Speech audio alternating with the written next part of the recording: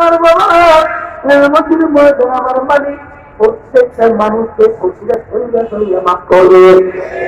আমাদের ময়দানে বলতে হবে রব্বুল আলামিন আমি তোমার পক্ষের লোক।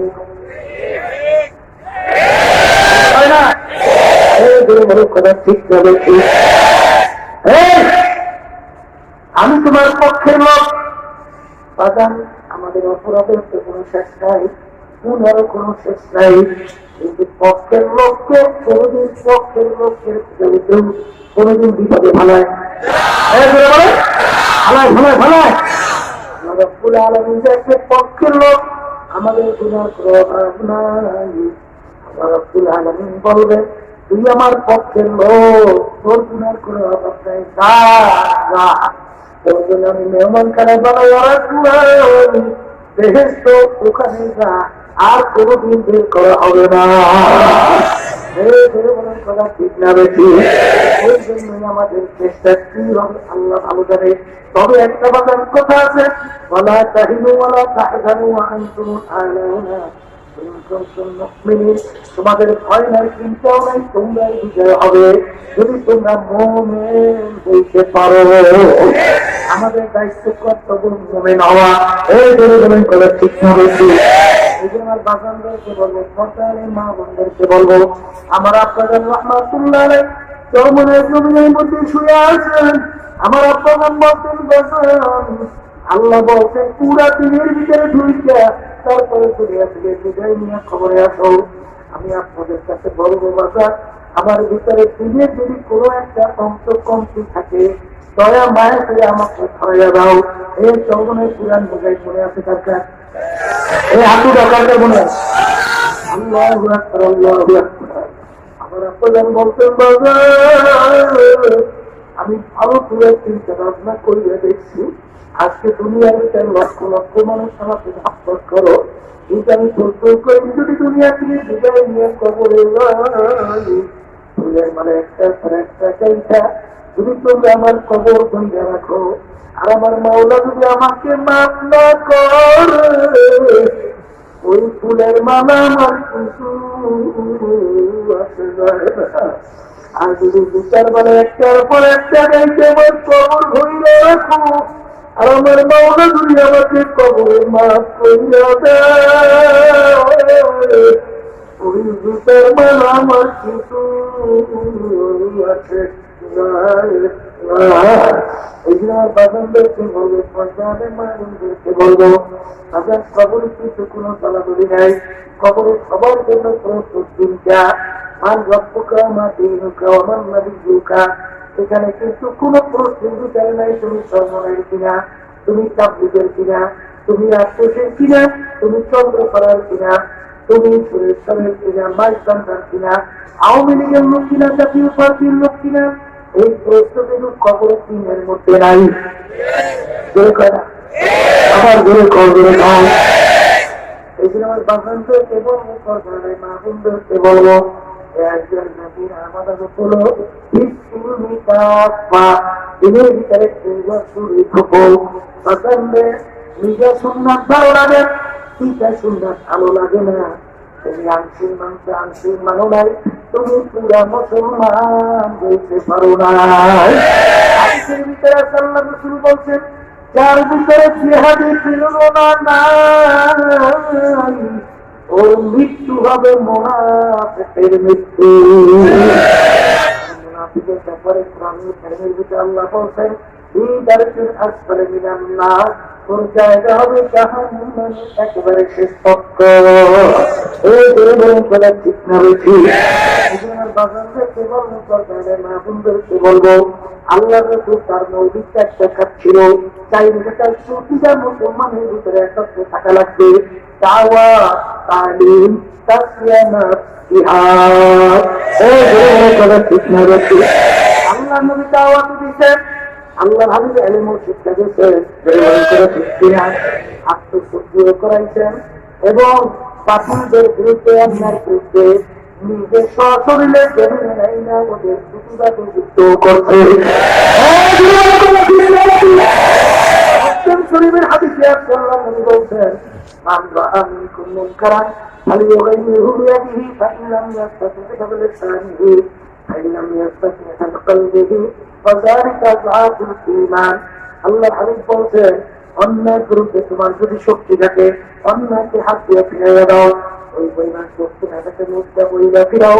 ওই পরিমাণ শক্তি না থাকে মনে মনে পরিকল্পনা করো কিভাবে অন্যায়কে ফিরানো যায়। দেশের অবস্থাকে আল্লাহ রাসূল বলছে ঈমানের দুর্বল অবস্থা। ঈমানের সঙ্গে সম্পর্ক করে বলে তারা ঠিক হবে। তোমার যদি আপনি অন্যায় ফিরাবার শক্তি থাকে, আপনি অন্যায়কে ফিরানো লাগবে। ওই পরিমাণ শক্তি না থেকে মুখটা বইলা ফিরানো লাগবে। ওই পরিমাণ শক্তি না থাকলে মনে মনে ঘৃণা না, মনে মনে পরিকল্পনা করতে হবে কিভাবে অন্যায়কে ফিরানো যায়। অবস্থাকে আল্লাহ রাসূল বলতে ঈমানের দুর্বল অবস্থা। এই ধরে বলে কথা ঠিক হবে। আমার আলাইনা ইল্লাল্লাহ দেখবা আলোচনা করার পরে বলে আমার দায়িত্ব তোমাদের কাছে পৌঁছে দেওয়া। আমি তোমাদের কাছে পৌঁছে দিলাম। মানো বা না মানো, এটা বলবা আমার মাওলার সঙ্গে। আল্লাহ হাবিব যখন দেখলেন কাফেররা ইমান আনে না, চিন্তার হয় না, এমন ভাবে পরিশ্রম হয়ে গেল, নিজেকে মনে হয় ধ্বংস করিয়া ফেলবে, নিজে ধ্বংস হইয়া যাবে। আল্লাহ রাব্বুল আলামিন আয়াত নাযিল করে, রাসূল আপনাকে তো আমি দারোগা করিয়া পাঠাই নাই, আপনাকে আমি দুনিয়াতে পাঠাইছি শুধুমাত্র দাওয়াত পৌঁছে দিবে। ওরা মানে বা না মানু, এটা বলবো আমি মাওলা ওদের সঙ্গে। এই যুগে ওলামায়ে কেরাম আলোচনা করার পরে বলে তাদের আমার দায়িত্ব আমি তোমাদের কাছে পৌঁছে দিলাম। মানো বা না মানো বুঝবে মাওলার সঙ্গে। এরপর আমার শেষ কথা বাতানদেরকে বলবো, আসাম ফাতারা ইদিন কাশাফাল গুবারো আফরাতুন তাহতার দিলকা আমারো। আজকে আমি দুনিয়ার ভিতরে পরিচয় দেয়া মুক্তি, কেউ পরিচয় দেয় আমি মুক্তি, কেউ পরিচয় দেয় আমি সময়। আমি মেম্বার, আমি চেয়ারম্যান, আমি এমপি, আমি মিনিস্টার, আমি বড় ধনী, আমি বড় বংশের লোক, আমি বড় শিক্ষিত, আমি অমুক সময়। আমার বাবারা এই পরিচয় কয়দিন চলবে?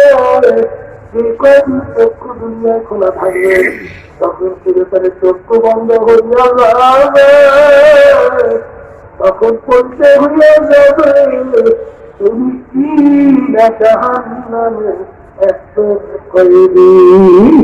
এই জন্য বাগানদেরকে বলবো, বাজারে মানুষদেরকে বলবো, আচ্ছা আমার আপনার বলতে সেই মামলার তো নাই, ওই মামলারও কিন্তু নাই। এই জন্য আল্লাহর ইতিহাস পড়লে দেখবেন, সাহাবায়ে-কেরামদের ইতিহাস পড়লে দেখবেন, গুনার কথা মনে করলেন কাউকে পর্যন্ত তা পড়ায় ফেলেছিল। কাঁদতে কাঁদতে তারা মাওলার কবরে গেছে। তোমার আমার তো গুনার কথা মনে করে তো কেউ পারি আসে না। সেই মামলার তো সেই মামলার কিন্তু খালাস নাই। আল্লাহর হাবিবের সঙ্গে দেখা করতে আসলো। আল্লাহ হাবিব ভাই জিবরাইল, এরকম সময় তো সচরাচর আপনি আসেন না, এরকম সময় চেষ্টা আসলেন। আমার মাওলা আমাকে বেহেশত জাহান্নামকে দেখাইছে, বেহেশত চতুর্পাশ জাহান্নামের চতুর্পাশকে দেখাইছে। আমার মাওলা বেহেশত যেভাবে তৈরি করছে, কোন বন্ধা বান্ধব যদি কোন প্রমেশনে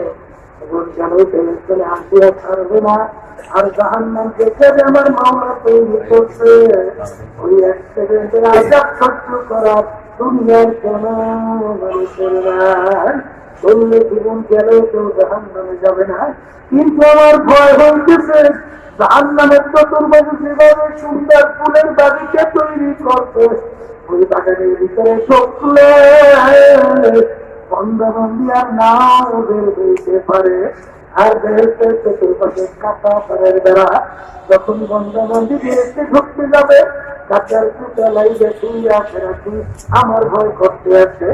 এই কথা বলে জিবরাইল আমিন কান্দে।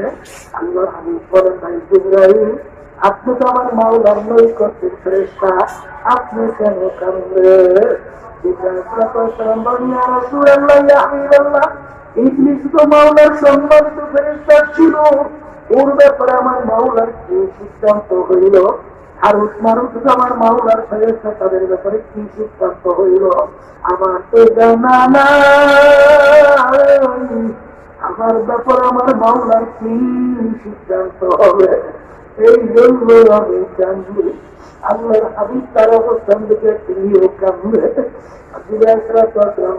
যাওয়ার পরে আল্লাহর হাবিব মসজিদে নববীর ভিতরে ঢুকলেন। এই জায়গায় একটা সাহাবায়ে-কেরাম বসে বসে আনন্দ করতে করতেছে। আল্লাহর হাবিব ধুমক দিয়ে বলল, তোমরা কি মৌতের কথা ভুলে গেল?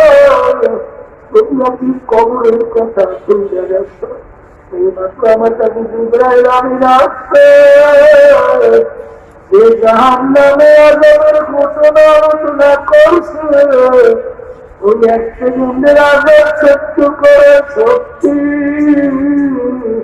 দুনিয়ার কোন মানুষের নাই।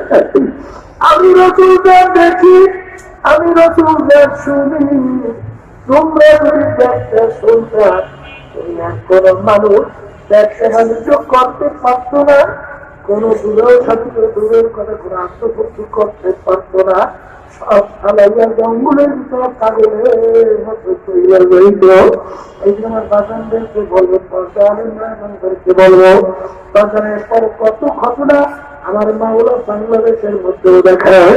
বাগান আমি কিছুদিন আগে কুড়িগ্রাম থেকে আসছি, চরমনে একটা মুজাহিদ ছিল, তাকে ঘুমু শিখিয়ে রাখতো।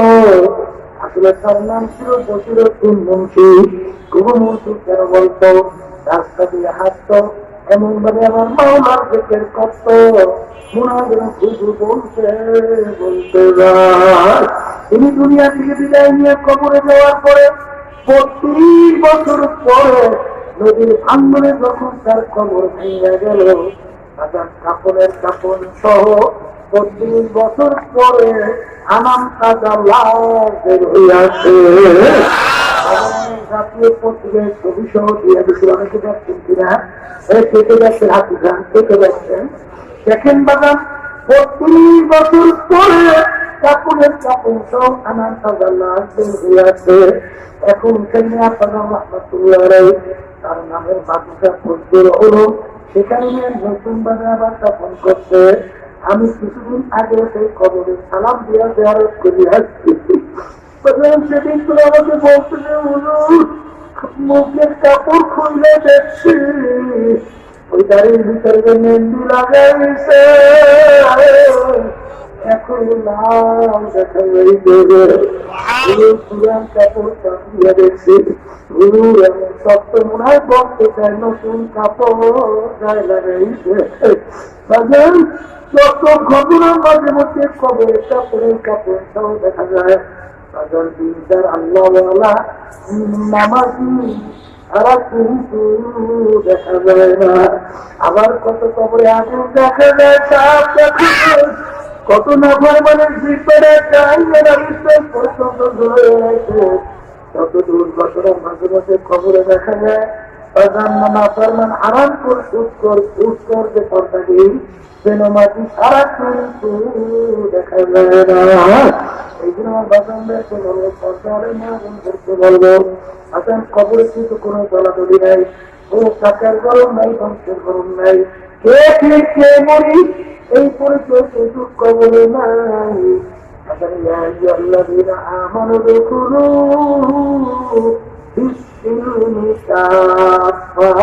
দিনের ভিতরে পুরাপুরি ভোগ, তারপর আমার খবরে আসো। আল্লাহ বলতেছে, এই দিন আমার বাগানদেরকে বলবো, সরকারের মা বোনদেরকে বলবো, আমি আপনাদের জন্য দোয়া করি, আমি আপনাদের কাছে দোয়া চাই।